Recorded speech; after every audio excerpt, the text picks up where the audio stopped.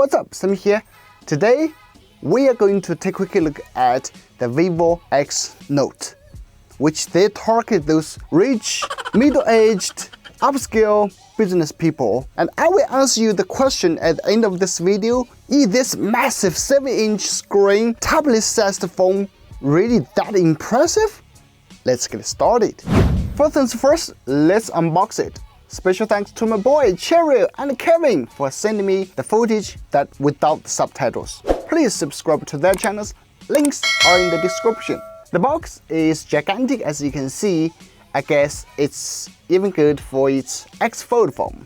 The packaging is premium as you can see with this leather finish. Open the box and we see the phone. It's big but not as big as you would imagine.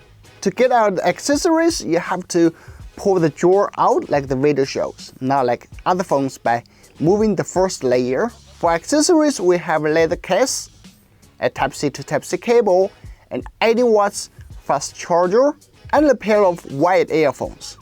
That's the unboxing. Seems Vivo has spent a lot of budget on the packaging. Moving to the phone, what we have is this blue color with a leather texture. What's more, we have several faux stitching lines on the back, which feels even more leather. And then we have the metal finish Vivo logo embedded there.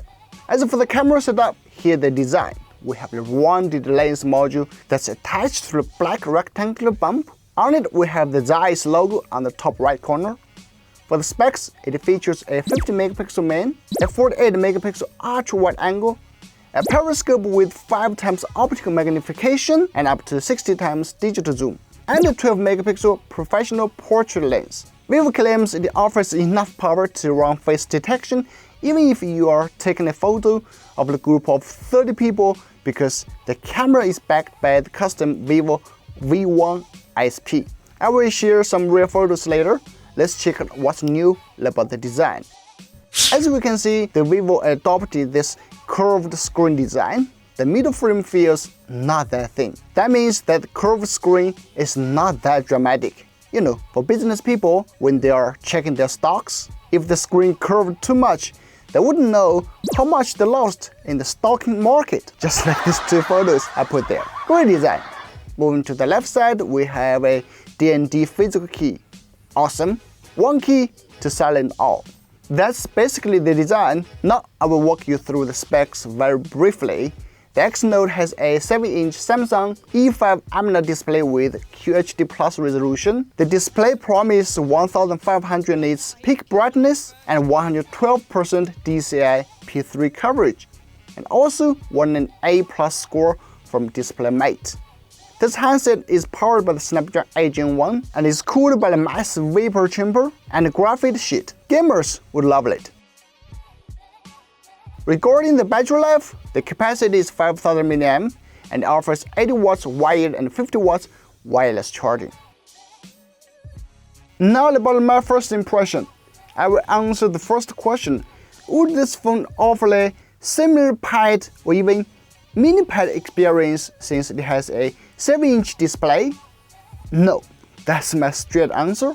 It is just a phone that's extra longer and wider, but still far away from the Pad. Let's compare it with the 7.9-inch iPad mini 5. If we put them together, the iPad would have 57.5% more display area than the X Note because of the aspect ratio. Though the iPad is only 0.9 inch longer diagonally, so if you really want better media consumption and multitasking, go get a pad. As for the camera performance, here I compare with Vivo X60 Pro Plus, a phone from 2 years ago. As we have a limited time when making this video, we haven't got much time to analyze each photo, but seems not a big difference. Maybe the X Note has a little bit better performance on the dynamic range and details on the dark part, but not too much. And you have to know the Vivo X60 Pro Plus was 2 years ago. Alright, that's the video. It is true that the Vivo X Note has become bigger, but not so many innovative things to demonstrate there that would wow me so much or really surprise me. It is just yet another boring flagship phone with all those possible high-end specs on the market right now. So, what do you think about it? Having said that, I have really high anticipation for its X Fold foldable phone. I will definitely do a review video about it. So please subscribe if you haven't. Thanks for watching. I'm Sammy. I will see you in the next one. Bye bye. Okay.